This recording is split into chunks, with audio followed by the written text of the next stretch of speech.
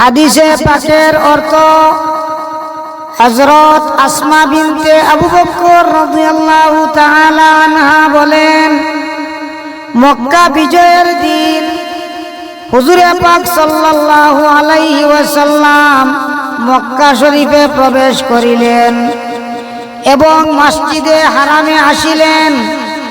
তখন হযরত আবু বকর সিদ্দিক রাদিয়াল্লাহু তাআলা আনহু তাহার পিতা আবু কুহাফাকে তাহার হাত ধরিয়া রাসূলুল্লাহ সাল্লাল্লাহু আলাইহি ওয়াসাল্লামের খেদমতে আনিলেন।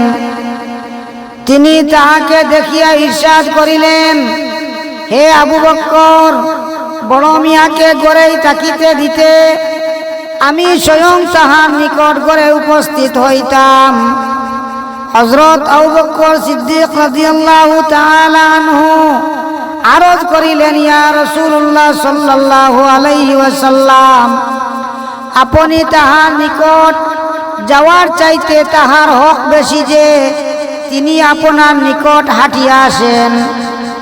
রাসূলুল্লাহ সাল্লাল্লাহু আলাইহি ওয়াসাল্লাম তাহাকে নিজের সামনে বসাইলেন এবং তাহার বুকের উপর হাত মোবারক ঝুলাইয়া ইরশাদ করিলেন, আপনি মুসলমান হইয়া যান। সুতরাং হযরত আবু কুহাফা রাদিয়াল্লাহু তাআলা আনহু মুসলমান হইয়া গেলেন। সুবহানাল্লাহ। হযরত আবু বকর সিদ্দিক রাদিয়াল্লাহু তাআলা আনহু যখন তাহার পিতাকে রাসূলুল্লাহ সাল্লাল্লাহু আলাইহি ওয়াসাল্লামের নিকট আনিলেন, তখন তাহার মাথার চুল সাগামা গাছের নিয়ায় সাদা ছিল। রাসূলুল্লাহ সাল্লাল্লাহু আলাইহি ওয়াসাল্লাম ইরশাদ করিলেন, তাহার চুলের সাদা রংকে মেহেদি ইত্যাদি লাগাইয়া পরিবর্তন করিয়া দাও।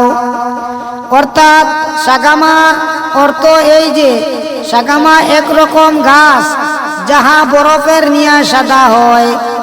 সুবহানাল্লাহ।